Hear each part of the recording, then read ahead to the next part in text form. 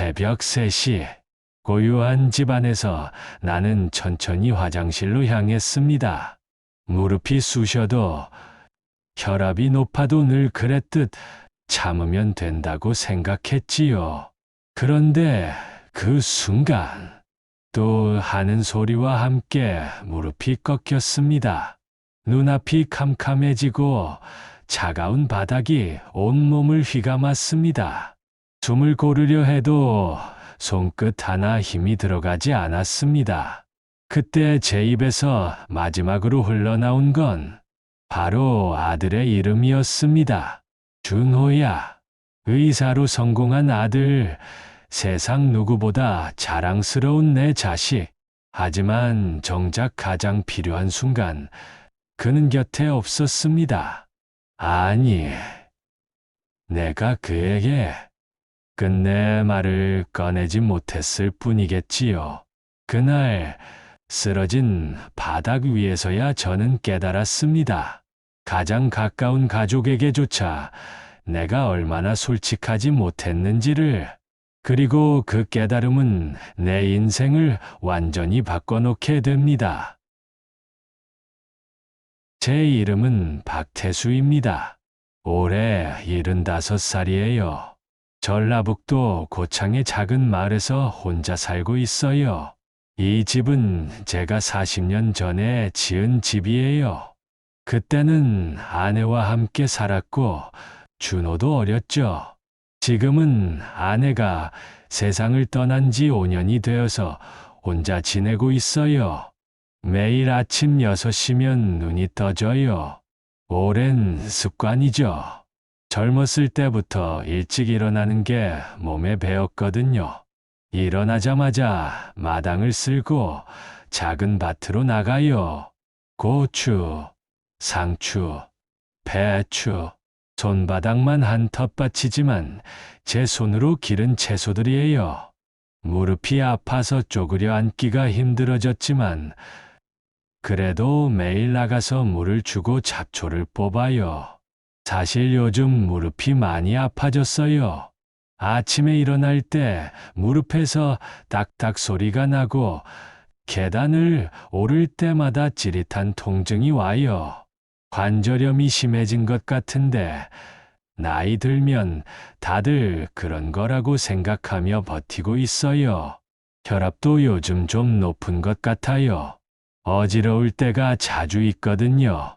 집으로 돌아와서 아침을 간단히 먹고 나면 식탁 위에 놓인 약통들을 바라봐요. 무릎 관절염 약, 고혈압 약, 소화제. 언제부터인가 약통이 하나씩 늘어났어요. 나이가 들수록 몸이 예전 같지 않다는 걸 매일 느끼죠. 제 자랑거리는 딱 하나, 부산대학병원에서 뇌과 의사로 일하는 아들 준호입니다. 47살인 준호는 정말 성공한 의사가 되었어요. 어릴 때부터 공부를 잘했거든요. 의대에 들어갈 때도, 의사가 될 때도, 지금 대학병원에서 인정받고 있다는 소식을 들을 때도 정말 자랑스러워요. 마을 사람들이 태수 씨, 아드님이 의사라니 든든하시겠어요 라고 말할 때마다 뿌듯하면서도 한편으로는 쓸쓸한 미소를 짓곤 했어요. 든든하긴 한데 사실 요즘 준호와는 연락이 많이 뜸해졌거든요. 부산에 사는 준호는 오늘도 바쁠 거예요. 새벽 6시부터 회진을 돌고 오전에는 외래 환자를 보고 오후에는 수술을 하고 저녁에는 의국에서 연구 논문을 쓰거나 학회 준비를 해요. 집에 들어가는 시간도 밤 10시가 넘을 때가 많다고 들었어요. 텔레비전에서 의사들이 얼마나 바쁘게 사는지 나올 때마다 우리 준호 생각이 나요. 환자들의 생명을 다루는 일이니 얼마나 무겁고 힘들겠어요. 그래서 전화를 걸고 싶어도 바쁠까봐 망설여져요. 아들이 의사라지만 나 혼자 알아서 해야지 하고 중얼거리며 또 하루를 보내요. 저녁이면 텔레비전을 켜두고 혼자 밥을 먹어요.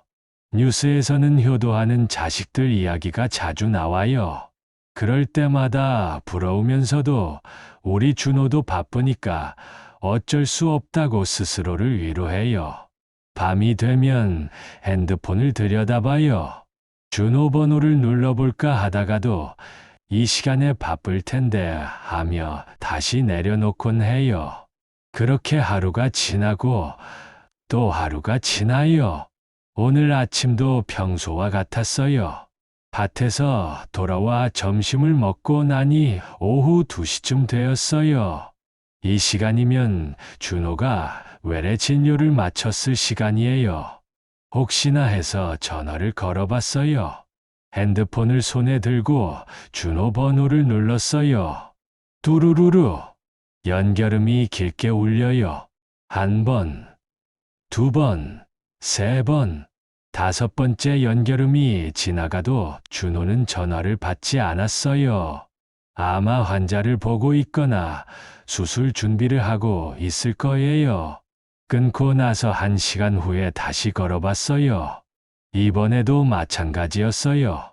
연결음만 계속 울리다가 자동으로 끊어졌어요. 준호 목소리라도 듣고 싶었는데 마을회관 앞을 지나가는데 옆집 김 할머니가 손을 흔들며 태수씨, 아드님한테 전화는 했어요? 라고 물어보시더라고요. 네, 했는데 바빠서 못 받으시더라고요. 라고 대답했어요. 그러면서도 속으론 부끄러웠어요. 사실 요즘 며칠째 준호와 제대로 된 통화를 하지 못했거든요. 아, 의사 선생님들은 정말 바쁘시겠어요. 그래도 효자 아드님을 두셔서 든든하시겠어요. 라고 김 할머니가 말씀하셨어요. 네, 그렇죠. 라고 대답했지만 마음 한구석이 허전했어요. 저녁 7시쯤 되어서야 준호에게서 문자가 왔어요. 아버지, 수술 때문에 전화 못 받았어요. 나중에 통화해요. 나중에. 그 나중에가 언제일지 모르지만 기다릴 수밖에 없었어요. 집으로 돌아와 텔레비전을 켜두고 저녁을 먹었어요. 김치찌개를 끓여놨는데 혼자 먹으려니 맛이 없더라고요. 뉴스에서는 효도하는 자식들 이야기가 나오고 있었어요. 어떤 아들은 매일 어머니께 안부 전화를 드린다고 하고 또 어떤 딸은 주말마다 친정에 와서 청소를 해드린다고 하더라고요. 부러웠어요. 우리 준호도 어릴 때는 학교에서 돌아오면 아빠 하고 달려와 안겼는데 이제는 의사 선생님이 되어서 저보다 환자들이 더 중요한가 봐요. 그렇게 생각하니 서운하면서도 한편으로는 자랑스러웠어요. 환자들을 위해 열심히 일하는 아들이니까요. 밤 10시가 넘어서야 준호에게서 전화가 왔어요. 목소리가 많이 피곤해 보였어요. 아버지, 안녕하세요. 오늘 응급수술이 길어져서 이제서야 전화드려요. 라고 준호가 말했어요.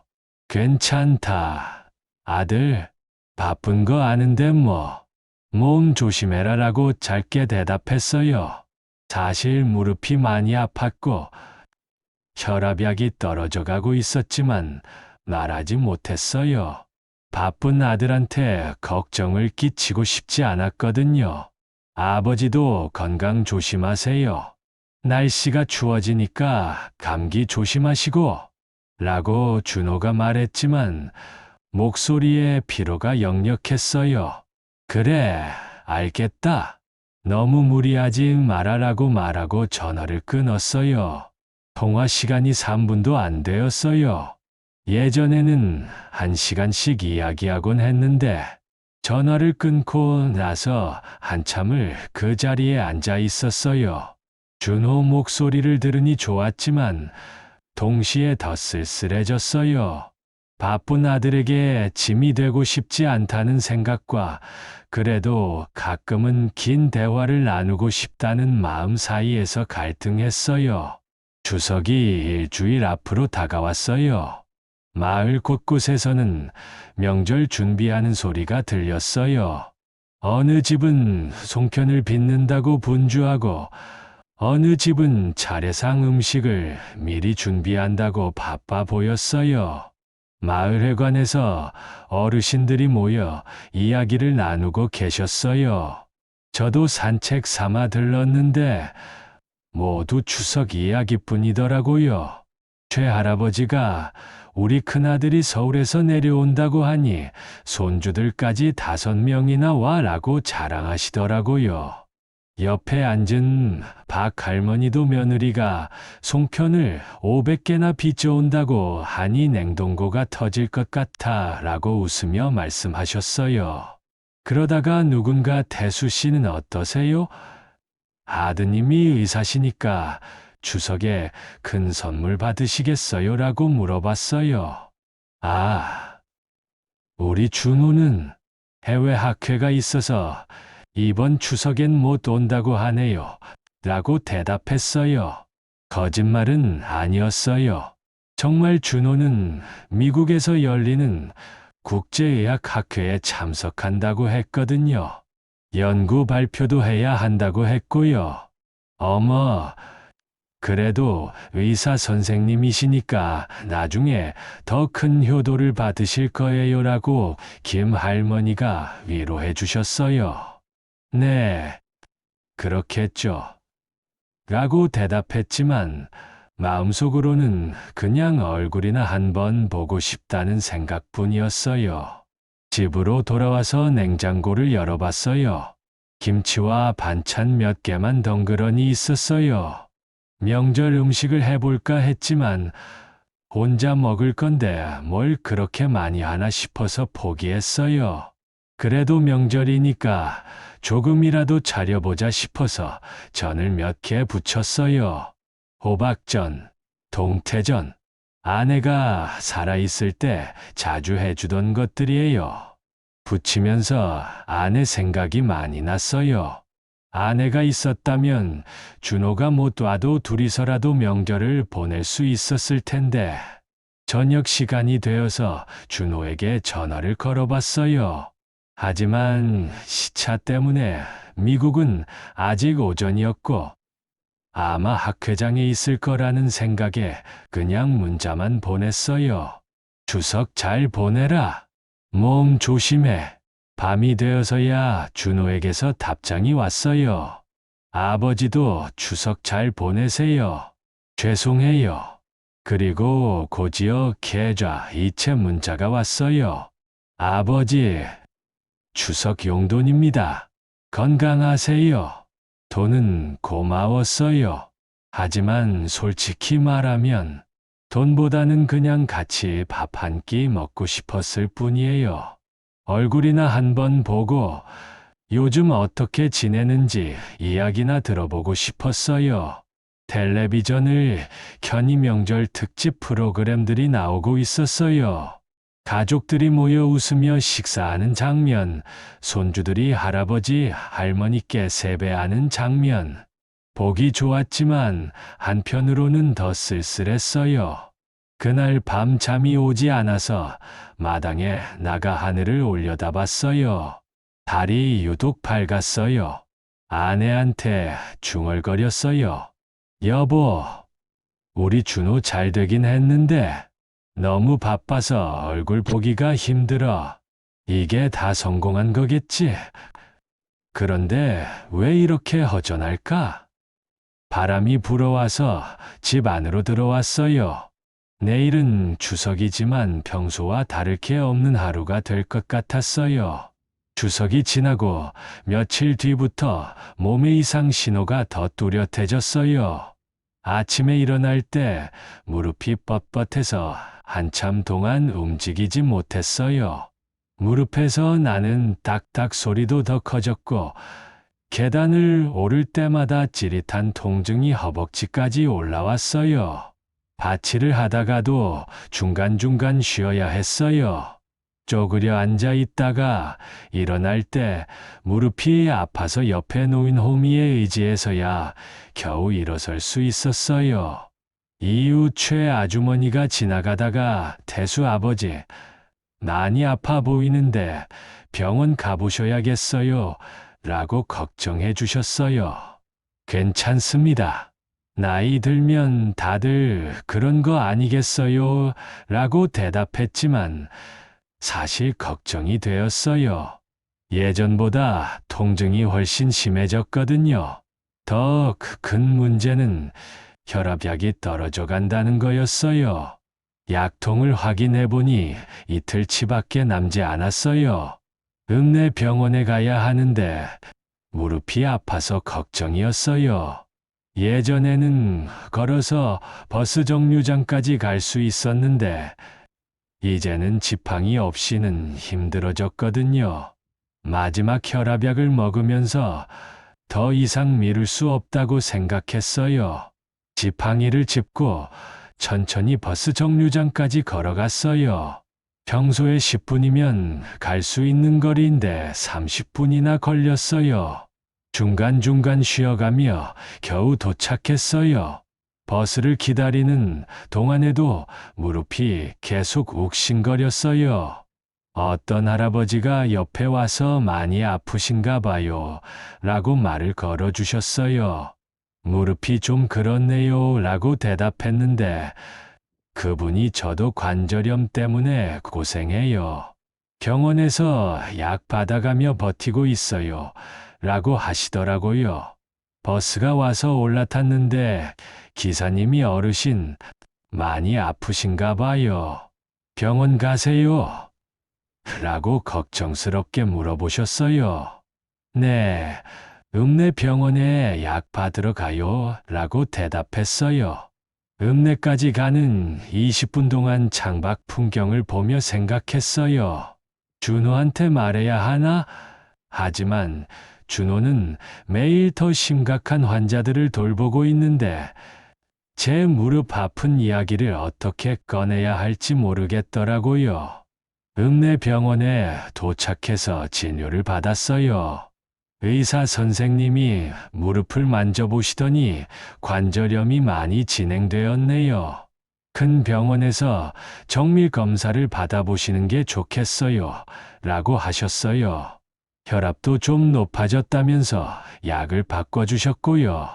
처방전을 들고 약국에 갔어요.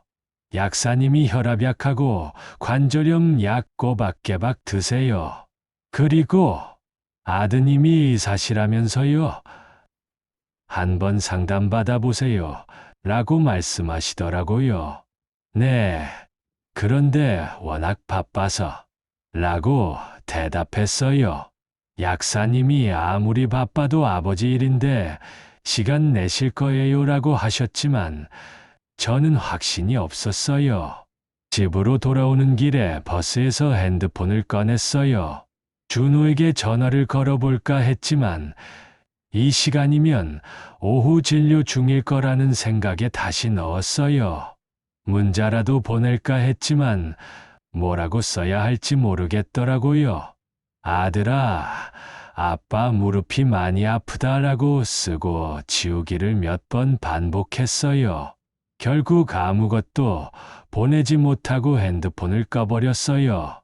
집에 와서 새로 받은 약들을 식탁에 놓고 바라봤어요. 관절염 약, 혈압약, 소화제, 약봉지가 하나 더 늘었어요. 이런 모습을 준호가 본다면 뭐라고 할까?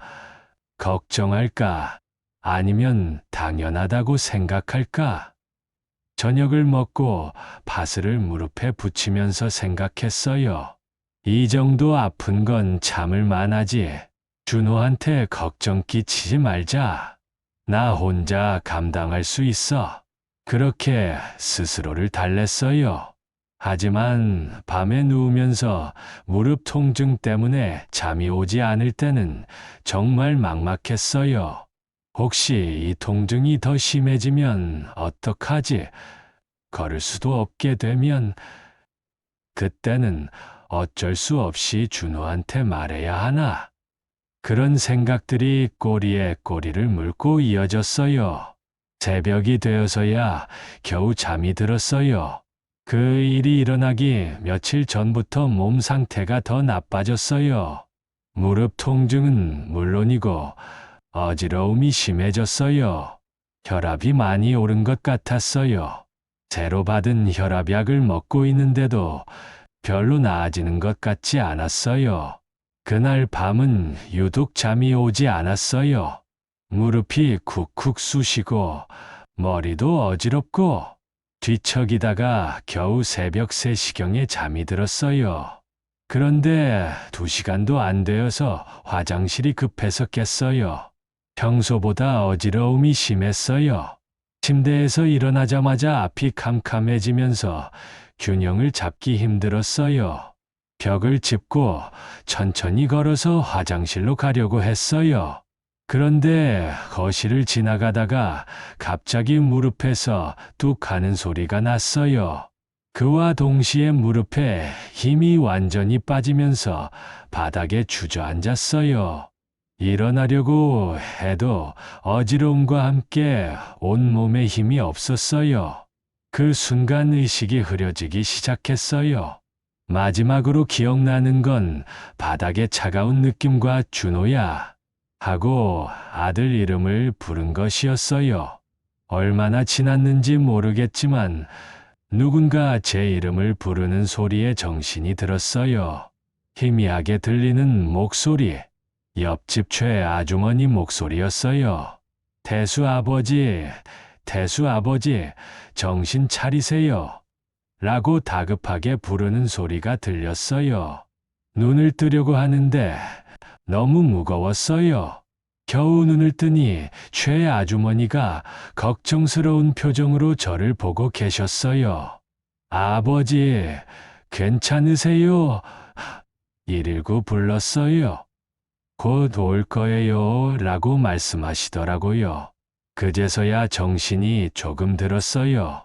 아, 제가 쓰러진 거구나. 최 아주머니가 어떻게 아셨어요? 평소에 아침마다 밭에 나가시는데 오늘은 안 보이셔서 걱정이 되어 와봤어요. 문이 안 잠겨 있길래 들어와 봤더니 라고 최 아주머니가 설명해 주셨어요. 의식은 있었지만 몸에 힘이 전혀 없었어요. 일어나려고 해도 무릎이 아프고 어지러워서 일어날 수 없었어요. 구급차 사이렌 소리가 점점 가까워지는 게 들렸어요. 119 구급대원들이 들어와서 제 상태를 확인했어요. 혈압을 재더니 많이 높다고 하시더라고요. 의식은 있지만 탈수 증상과 함께 쇼크 상태라고 하셨고요. 보호자 연락처를 물어보셨는데 준호 전화번호를 겨우 말씀드렸어요. 아들이 의사인데 지금 부산에 있을 거라고 했어요. 그때만 해도 준호가 이렇게 빨리 달려올 줄은 몰랐어요. 구급차에 실려가면서 의식이 오락가락했어요. 구급대원 아저씨가 계속 말을 걸어주셨어요. 어르신, 괜찮으세요? 곧 병원 도착해요. 라고 하시는 목소리가 멀리서 들리는 것 같았어요. 응급실로 향하는 도중에 생각했어요. 아, 이제 준호에게 짐이 되겠구나. 바쁜 아들을 이렇게 불러내게 되었구나. 미안하다. 준호야, 아빠가 더 조심할걸. 그런 생각들이 머릿속을 스쳐 지나갔어요. 동시에 준호가 어떻게 반응할지도 걱정되었어요. 평소에 바쁘다고 전화도 잘 안 받던 아들이 이런 상황에서는 어떻게 할까? 정말 올까? 응급실에 도착해서 여러 검사를 받았어요. 간호사님들이 분주하게 움직이면서 혈압을 재고 심전도를 찍고 피도 뽑았어요. 의식은 있었지만 몸이 너무 무력했어요. 담당 의사 선생님이 와서 상태를 확인해 주셨어요. 혈압이 200을 넘었다고 하시더라고요. 탈수도 심하고 무릎 상태도 심각해서 종합적인 검사가 필요하다고 하셨어요. 보호자가 오실 때까지 기다려야 한다고 하시면서 간호사님이 아드님께 연락은 됐나요? 라고 물어보셨어요. 연락은 했는데 오실지? 라고 중얼거렸어요. 사실 확신이 없었거든요. 평소에 그렇게 바쁜 아들이 이런 갑작스러운 상황에 정말 올 수 있을까? 1시간쯤 지났을까요? 응급실 문이 벌컥 열리면서 누군가 뛰어오는 소리가 들렸어요. 고개를 돌려보니 준호였어요. 얼굴이 새하얗게 질려 있었고 숨을 헐떡거리고 있었어요. 정장 차림으로 온 걸 보니 병원에서 바로 달려온 것 같았어요. 아버지, 괜찮으세요? 어떻게 이런 일이? 라고 준호가 다급하게 말했어요. 손을 덜덜 떨고 있더라고요. 괜찮다. 아들, 그냥 좀 어지러워서 큰일 아니야 라고 대답했는데 목소리가 떨렸어요. 사실 괜찮지 않았거든요. 온몸이 아프고 머리도 어지럽고 준호는 바로 담당 의사 선생님을 찾아갔어요. 저는 침대에 누워서 멀리서 두 분이 이야기하는 걸 지켜봤어요. 준호 얼굴이 점점 심각해지더라고요. 고개를 끄덕이기도 하고 뭔가 질문하기도 하고 의사끼리 전문적인 대화를 나누고 있었어요. 이야기가 끝나고 준호가 다시 제게 왔어요. 표정이 많이 무거워져 있었어요. 아버지, 혈압이 200을 넘었대요. 탈수도 심하고 왜 이렇게 될 때까지 말씀 안 하셨어요? 라고 물었어요. 목소리에 걱정과 함께 자책하는 기색이 역력했어요. 너 바쁜데 뭘? 그냥 나이 들어서 그런 거지 뭐. 무릎도 좀 아프고 그랬지만 참을만 했어 라고 대답했어요. 하지만 사실 얼마나 말하고 싶었는지 몰라요. 매일 아픈 무릎을 붙잡고 혼자 끙끙거리며 준호 목소리라도 듣고 싶어서 전화를 걸었다가 바쁘다는 말에 끊어버리곤 했거든요. 준호는 고개를 떨구고 있었어요. 내가 의사인데 왜 아버지 상태를 몰랐을까? 매일 환자들만 보고 정작 가장 중요한 사람은 못 봤네 라고 혼잣말처럼 중얼거리더라고요. 그 모습을 보니 제가 더 미안해졌어요. 괜찮다. 준호야, 내 잘못 아니다. 내가 말을 안 했으니 라고 위로했어요. 하지만 준호는 계속 자책하고 있었어요. 아니에요. 아버지, 제가 너무 바쁘다는 핑계로 관심이 부족했어요. 의사라면서 가족 건강도 제대로 챙기지 못했네요. 라고 말하더라고요. 간호사님이 와서 입원 수속을 해야 한다고 하셨어요. 혈압을 안정시키고 여러 검사를 받아야 한다고 했어요. 준호가 모든 절차를 처리해 주었어요. 병실로 옮겨지는 동안 준호가 계속 제 손을 잡고 있었어요. 언제 마지막으로 아들 손을 잡아봤나 싶었어요. 따뜻했어요. 병실에 도착해서 침대에 누우니 조금 안정되는 기분이었어요. 하지만 준호 얼굴은 여전히 심각해 보였어요. 의사 동료들과 상의하더니 더 정밀한 검사가 필요하다고 하더라고요. 그날 하루 종일 여러 검사를 받았어요. CT도 찍고 심전도도 다시 찍고 피검사도 여러 번 했어요. 준호가 계속 옆에서 지켜봐 주었어요. 병원 일은 어떻게 하나 물어봤더니 다른 의사 선생님께 부탁했다고 하더라고요. 저녁이 되어서야 검사 결과가 나왔어요. 다행히 큰 문제는 없었지만 혈압 관리와 무릎 치료를 제대로 받아야 한다고 했어요. 며칠 더 입원해서 상태를 지켜봐야 한다고 하셨고요. 입원 첫날 밤이 되어서야 준호와 둘이서 제대로 이야기를 나눌 수 있었어요. 간병인도 없이 준호가 계속 곁에 있어 주었어요. 의자를 침대에 가까이 당겨 앉았어요. 오랜만에 아들과 이렇게 가까이 앉아 있으니 어색하면서도 반가웠어요. 한동안 둘 다 말이 없었어요. 병실에는 의료기기 소리만 조용히 들렸어요. 준호가 먼저 입을 열었어요. 아버지, 정말 왜 말씀 안 하셨어요? 무릎이 아프시다고, 혈압이 높다고, 저한테 전화하시면 되는데, 라고 말했어요. 목소리에 서운함이 섞여 있었어요. 매일 바쁜 너한테 어떻게 말하니? 전화해도 잘 받지도 않고 받아도 바쁘다고 금방 끊고 나도 짐이 되기 싫어서 라고 말하다가 목이 메었어요. 그동안 참았던 서운함이 한꺼번에 올라왔어요. 준호 눈에 눈물이 고이기 시작했어요. 아버지, 죄송해요. 제가 너무 일에만 매달려서 바쁘다는 핑계로 라고 말하더니 결국 울음을 터뜨렸어요. 47살 된 아들이 우는 모습을 보니 저도 모르게 눈물이 났어요. 언제부터인가 아들 앞에서 울어본 게 언제인지 기억도 나지 않았어요. 두 사람이 그렇게 한참을 울었어요. 나도 미안하다. 준호야, 내가 얼마나 힘들고 바쁜지 알면서도 그냥 가끔 목소리라도 듣고 싶었어. 너 어릴 때처럼 긴 이야기도 나누고 싶었고, 라고 말했어요.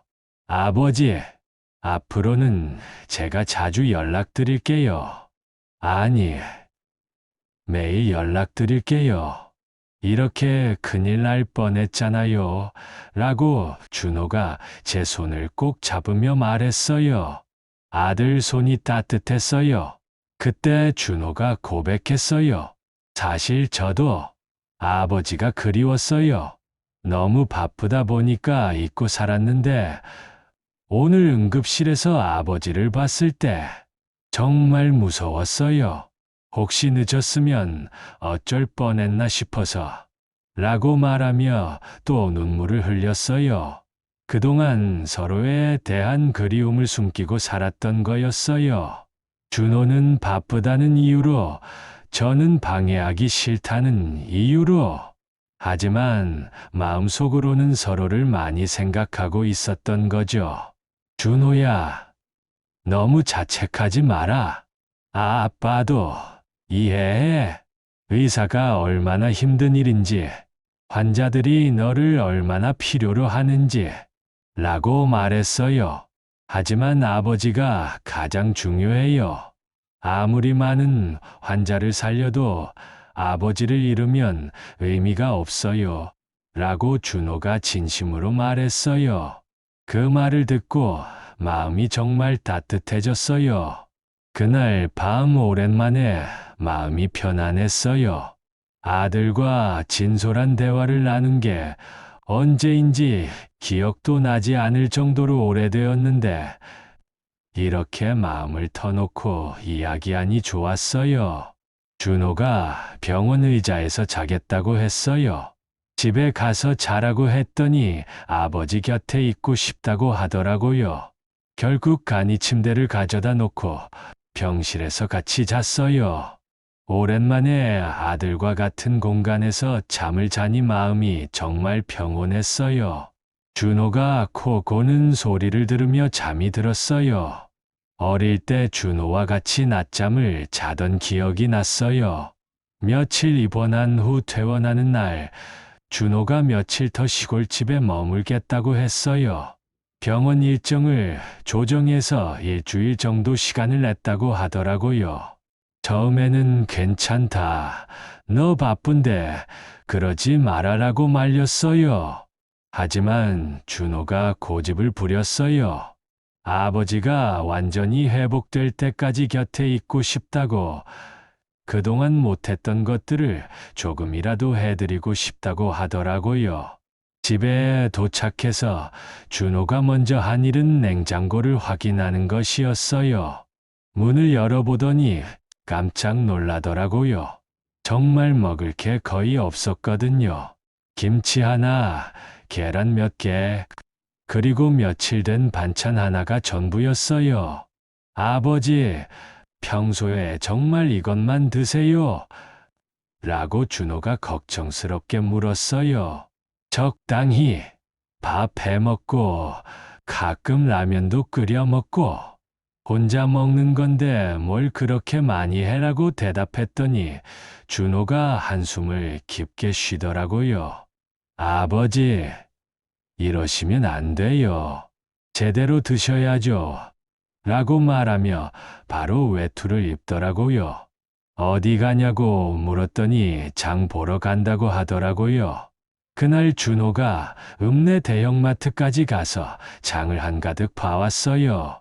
냉장고와 냉동실이 가득 찰 정도로 사왔어요. 고기, 생선, 야채, 과일. 오랜만에 냉장고가 이렇게 가득한 걸 봤어요. 그리고 저녁을 함께 해 먹었어요. 준호가 직접 계란찜을 만들어 주었는데 어렸을 때 제가 해주던 그 맛이 나더라고요. 아빠가 어릴 때 해주시던 계란찜 맛을 기억하고 있어서 따라 해봤어요. 라고 준호가 말했어요. 정말 감동이었어요. 그 어린 시절을 기억하고 있다니. 며칠 동안 준호가 집에 있으니 집안 분위기가 완전히 달라졌어요. 아침에 일어나면 준호가 이미 일어나서 아침을 차려두고 있었어요. 함께 밥을 먹고, 함께 뉴스를 보고, 함께 산책을 하고, 오랜만에 누군가와 하루 종일 함께 있으니 정말 좋았어요. 하지만 처음에는 서로 서먹했어요. 준호도 어떻게 해야 할지 모르겠다는 표정이었어요. 아버지, 불편한 것 없으세요? 필요한 거 있으면 뭐든지 말씀하세요. 라고 자꾸 물어보더라고요. 마치 병원에서 환자를 대하는 것처럼 조심스러워했어요. 괜찮다. 아들, 너무 신경 쓰지 마라. 그냥 편하게. 예전처럼. 라고 말했어요. 하지만 예전이 언제였는지도 잘 기억이 나지 않았어요.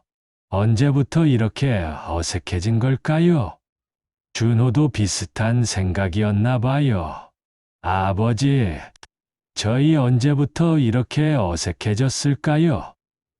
예전에는 이런 게 아니었는데, 라고 중얼거리더라고요.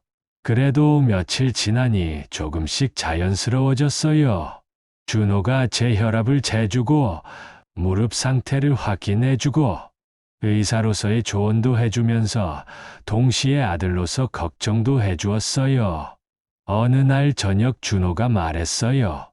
아버지, 제가 부산으로 돌아가도 매일 전화드릴게요. 그리고 주말마다 내려올게요. 라고요. 정말이냐? 바쁘지 않을까? 라고 물었더니 바빠도 시간을 내겠다고 우선순위를 바꾸겠다고 하더라고요. 그 말을 듣고 정말 고마웠어요. 준호가 부산으로 돌아간 후에도 약속을 지켰어요. 매일 저녁 8시면 전화를 주었어요. 예전처럼 바쁘다고 대충 끊지 않고 1시간씩 이야기를 나누었어요. 오늘 뭐 하셨어요? 밥은 제때 드셨고요. 약은 빠뜨리지 않고 드시고 있죠? 라고 자세히 물어보더라고요. 처음에는 이런 관심이 어색했는데 점점 익숙해지니까 정말 좋았어요. 제가 또 준호에게 물어봤어요. 오늘 수술은 잘 됐니? 환자는 많이 아프지 않았고, 너무 무리하지는 말아라고요. 서로의 하루를 나누니까 비록 떨어져 있어도 가까이 있는 느낌이었어요. 그리고 한 달에 2번 정도는 시골집에 내려왔어요. 금요일 저녁에 와서 일요일 오후에 올라가곤 했어요. 짧은 시간이지만 함께 있으니 너무 좋았어요. 어느 토요일 오후에는 준호와 함께 마을을 산책했어요. 무릎이 아직 완전히 낫지 않았지만 많이 좋아져서 천천히 걸을 수 있었어요. 준호가 제 속도에 맞춰서 천천히 걸어주었어요. 이 길은 제가 어릴 때부터 다니던 길이에요. 저기 개울가에서 준호 엄마랑 처음 만났고, 라고 이야기해 주니 준호가 정말 신기하다는 듯이 들어주더라고요. 아버지가 어릴 때는 어떠셨어요? 어떤 아이였어요? 라고 준호가 물어보더라고요.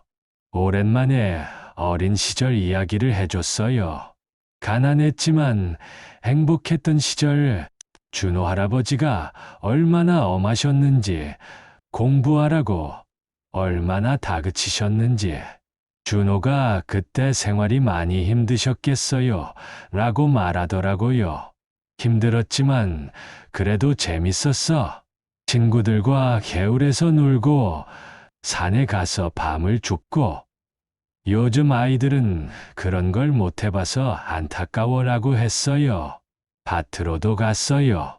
제가 기르는 고추며 상추를 보여줬어요.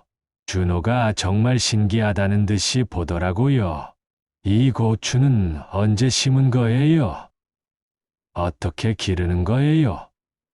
라고 관심 있게 물었어요.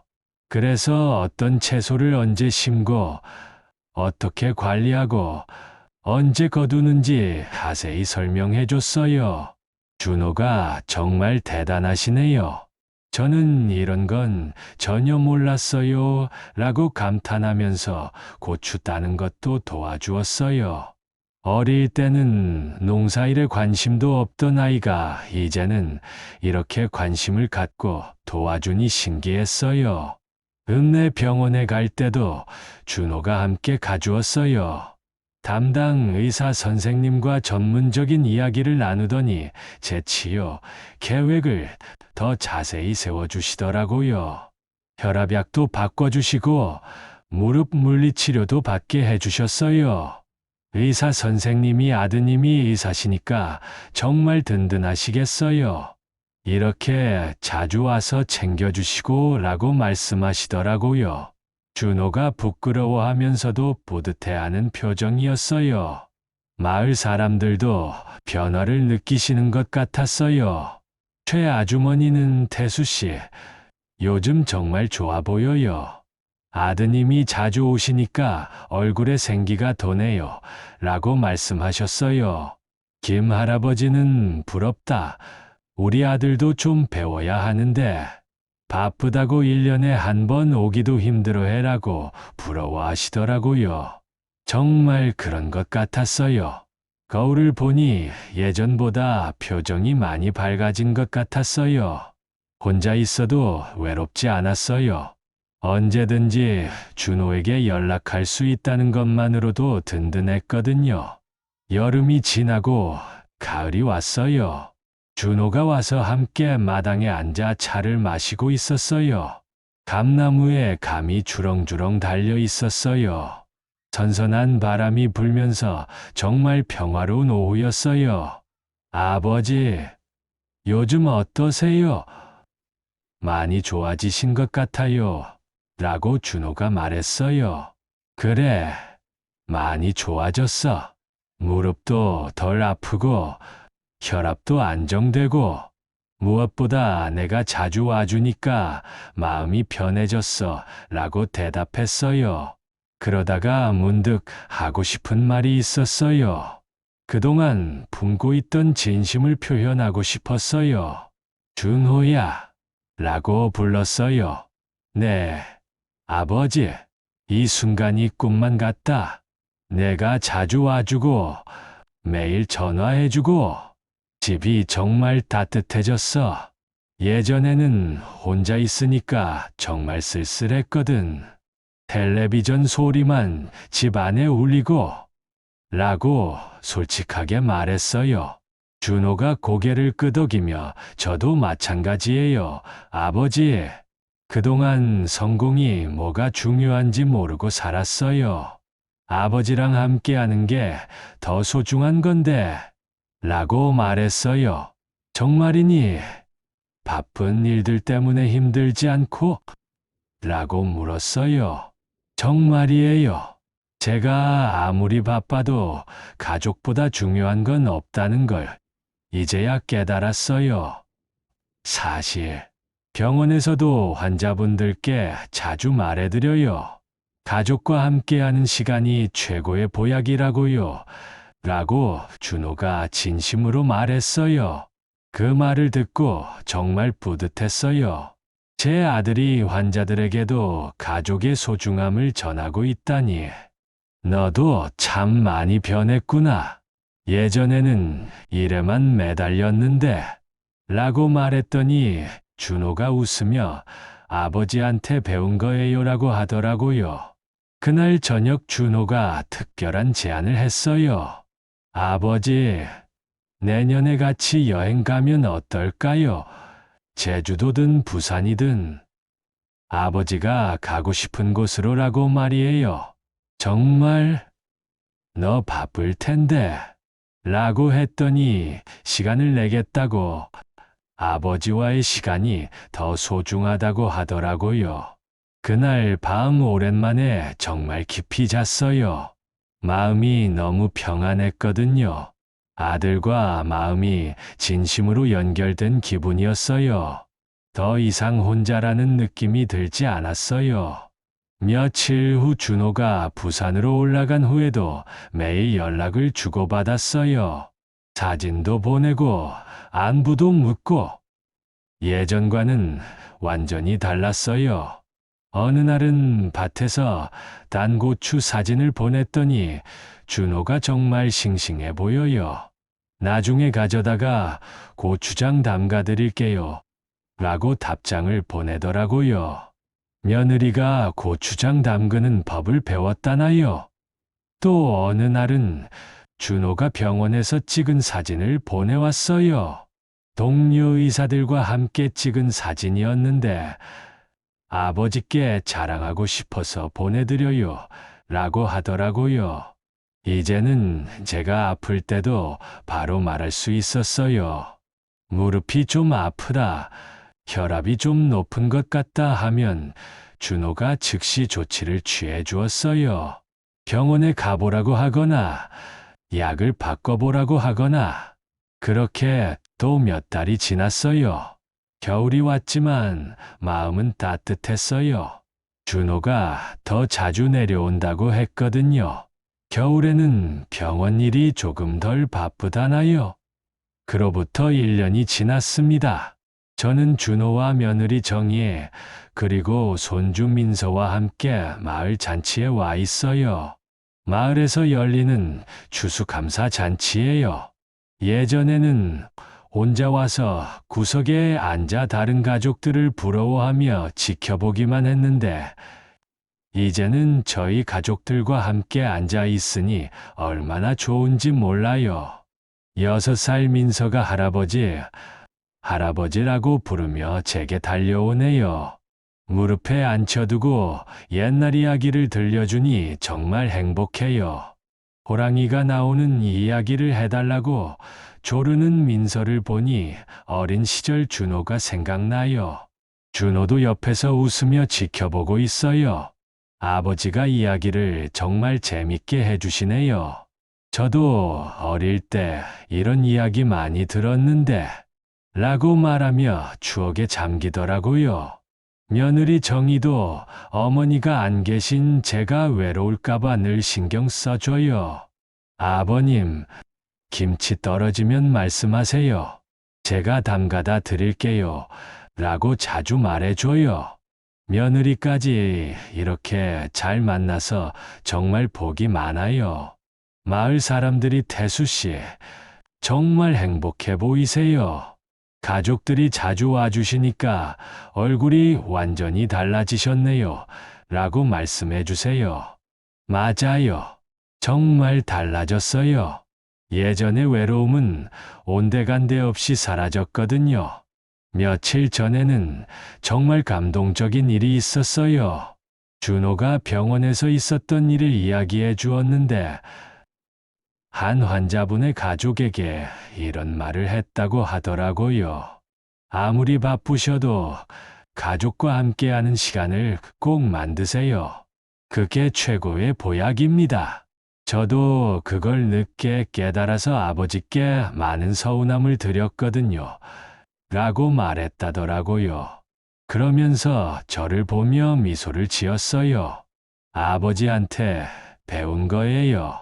가족이 얼마나 소중한지 라고 하면서요. 그 말을 듣고 정말 뿌듯했어요. 제 경험이 다른 가족들에게도 도움이 되고 있다니. 생각해보니 우리가 잃어버린 시간들이 정말 아까워요. 서로 바쁘다는 핑계로, 서로 이해한다는 이유로 멀어져 있었던 그 몇 년의 시간들 말이에요. 하지만 지금이라도 다시 시작할 수 있어서 너무 감사해요. 요즘 제 하루는 정말 의미가 있어요. 아침에 일어나면 준호에게 보낼 사진을 찍어요. 밭에서 자란 채소들, 마을의 아름다운 풍경, 때로는 제가 만든 음식까지. 준호도 병원에서 찍은 사진들을 자주 보내줘요. 의료진들과 함께 찍은 사진, 병원에서 본 예쁜 꽃들, 점심에 먹은 맛있는 음식 사진까지. 멀리 떨어져 있어도 이렇게 매일 소식을 나누니까 마음은 늘 가까이 있다는 느낌이에요. 현대 기술이 정말 좋은 것 같아요. 영상통화로 손주 얼굴도 자주 볼 수 있고, 문자로 안부도 쉽게 전할 수 있고, 준호의 변화도 정말 놀라워요. 예전에는 병원 일에만 매달려서 집에도 늦게 들어가곤 했는데, 이제는 가족 시간을 먼저 생각해요. 저한테도 그렇고, 며느리와 손주에게도 그래요. 어제는 이런 이야기를 해주었어요. 병원에서 의국 회식이 있었는데 일찍 빠져나왔다고 하더라고요. 아버지와 통화할 시간이라고 하면서요. 동료 의사들이 효자라고 놀렸다고 웃으며 말해 주었어요. 그런 준호를 보면서 정말 자랑스러워요. 의사로서도 더 좋은 사람이 된 것 같고, 아들로서도, 남편으로서도, 아버지로서도 더 성숙해진 것 같아요. 마을 사람들의 시선도 달라졌어요. 최 아주머니는 태수 씨 댁은 정말 가족 관계가 좋아 보여요. 아드님이 그렇게 자주 와주시고 전화도 매일 하신다면서요. 라고 부러워하세요. 김 할아버지는 우리 아들도 좀 배워야 하는데 1년에 한 번 오기도 바쁘다고 하니 태수 씨는 복이 많으셔 라고 말씀하시죠. 그럴 때마다 저는 이렇게 말해요. 처음부터 이랬던 건 아니에요. 저희도 몇 년간 서먹했는데 계기가 있어서 다시 가까워진 거예요. 늦었다고 생각하지 마시고 지금이라도 시작해보세요 라고요. 정말 그래요. 가족 관계에 늦은 때란 없는 것 같아요. 중요한 건 시작하는 마음이죠. 겨울이 다가오고 있어요. 예전 같았으면 긴 겨울이 걱정되었을 텐데, 이제는 오히려 기대가 돼요. 준호가 겨울에는 더 자주 내려올 수 있을 거라고 했거든요. 병원 일이 조금 덜 바쁘다나요?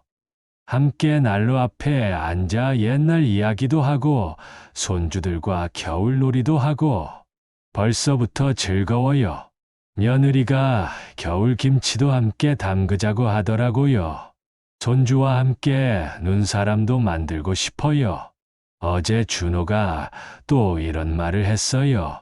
아버지, 제가 너무 늦게 깨달아서 정말 죄송해요. 그동안 외로우셨을 텐데, 라고요. 그럴 때마다 저는 이렇게 말해요. 늦은 게 아니다. 준호야, 지금이 딱 맞는 시간이야. 모든 것에는 때가 있는 법이거든 라고요. 정말 그런 것 같아요.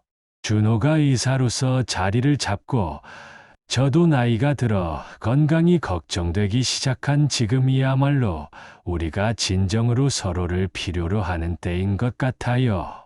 그래서 이전보다 더 깊이 서로를 이해하고 사랑하게 된 거죠. 요즘 저는 매일 감사 기도를 해요. 건강하게 살아있게 해주신 것, 좋은 아들을 둔 것, 늦었지만 다시 가까워질 수 있게 해주신 것, 그리고 아직 함께할 시간이 많이 남아 있다는 것에 대해서요. 며칠 전에는 정말 놀라운 소식을 들었어요. 준호가 병원에서 가족 상담 프로그램을 시작했다고 하더라고요.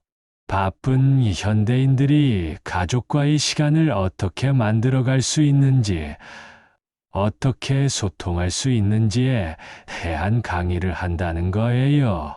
저희 경험이 그 프로그램에 많은 도움이 되었다고 하더라고요. 실제 사례로 활용하고 싶다고 해서 흔쾌히 허락했어요.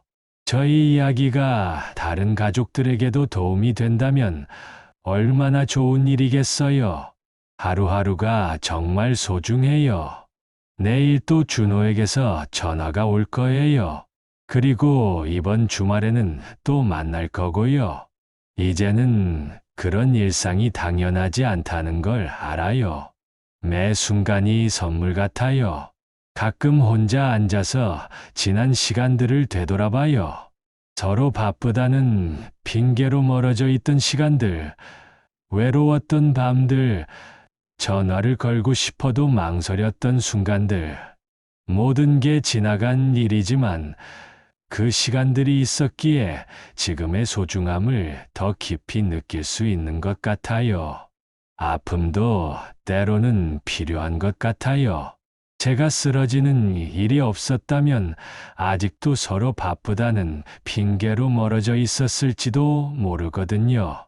그 아픈 경험이 우리를 다시 가깝게 만들어준 셈이죠. 이 이야기를 듣고 계신 여러분 중에도 저와 비슷한 상황에 계신 분들이 있을 거예요.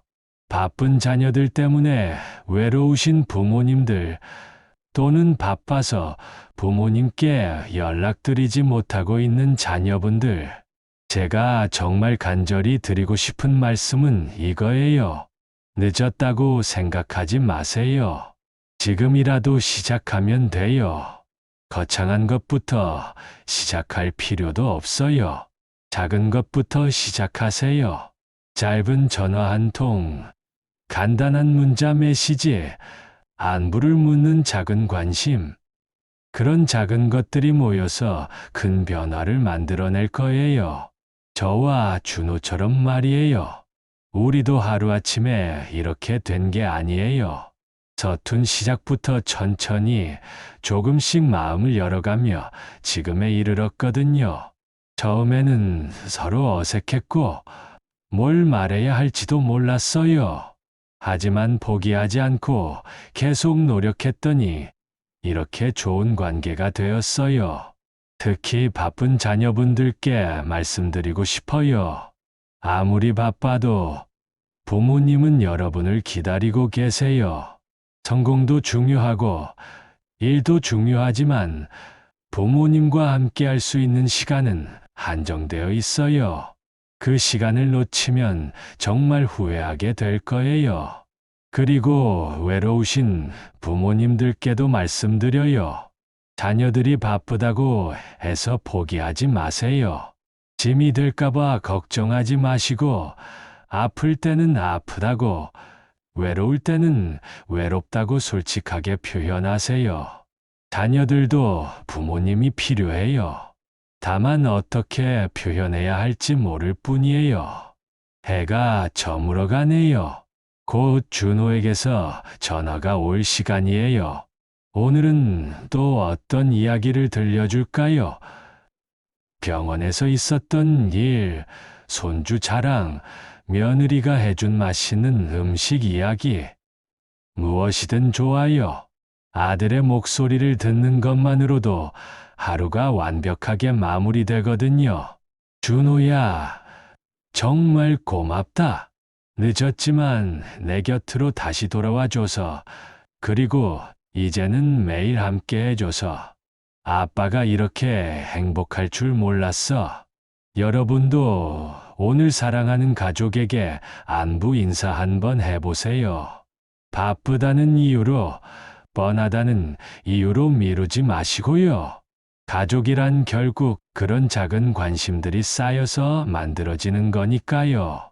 마지막으로 꼭 말씀드리고 싶은 게 있어요. 가장 소중한 건 언제나 곁에 있는 가족이라는 것, 그리고 사랑을 표현하기에 늦은 때란 없다는 것이에요. 지금 이 순간도, 내일도, 앞으로의 모든 날들이 새로운 시작이 될 수 있어요. 성공이나 돈보다 더 중요한 건 함께 웃을 수 있는 사람들, 서로를 걱정해주는 마음, 그리고 따뜻한 대화를 나눌 수 있는 시간들이에요. 그런 것들이야말로 진정한 행복이 아닐까 싶어요. 준호야, 그리고 정희의 민서, 우리 가족이 되어줘서 고마워. 이제 우리 앞에는 함께 할 수 있는 시간들이 많이 남아 있어. 그 시간들을 소중히 여기며 살아가자. 매 순간을 감사하며 서로를 더 사랑하며. 전화벨이 울리네요. 준호 전화예요. 목소리만 들어도 마음이 따뜻해져요. 오늘도 이렇게 사랑하는 아들과 따뜻한 대화로 하루를 마무리할 수 있어서 정말 행복해요. 여러분도 모두 행복하세요. 그리고 사랑하는 가족들과 많은 시간을 보내세요. 그런 시간들이야말로 인생에서 가장 값진 보물이니까요. 늦었다고 생각하지 마시고 지금부터 시작하세요. 작은 관심, 작은 사랑부터, 그것들이 모여서 여러분 인생을 더 풍요롭고 따뜻하게 만들어줄 거예요. 감사합니다. 끝까지 들어주셔서 정말 고맙습니다. 오늘 이야기 끝까지 함께 해주셔서 감사합니다. 저는 이 이야기를 통해 단순히 한 아버지와 아들의 이야기를 전하려고 한 건 아니에요. 바쁘다는 이유로 또 괜찮다는 말로 서로의 마음을 밀어둔 채 살아가는 모습. 아마 우리 모두에게 익숙한 장면일 겁니다. 이 이야기를 들은 분들 중에도 오랫동안 연락하지 못한 가족이 있을 수 있지요. 오늘이 바로 그 첫걸음을 내딛는 날이 되면 좋겠습니다. 짧은 안부 인사 한마디, 따뜻한 전화 한 통이 생각보다 큰 변화를 만들 수 있습니다. 저 역시 이 채널을 통해 우리가 놓치고 살았던 관계의 소중함을 함께 나누고 싶어요. 성공도 돈도 중요하지만 결국은 곁에서 웃어주고 걱정해주는 가족이 가장 큰 보물이 아닐까요? 앞으로도 이런 따뜻한 이야기들을 꾸준히 전해드리겠습니다. 여러분의 구독과 좋아요, 그리고 댓글은 큰 힘이 됩니다. 오늘도 함께 해주셔서 감사합니다. 여러분 가정에도 건강과 평안, 그리고 사랑이 늘 함께하길 바랍니다. 안녕히 계세요.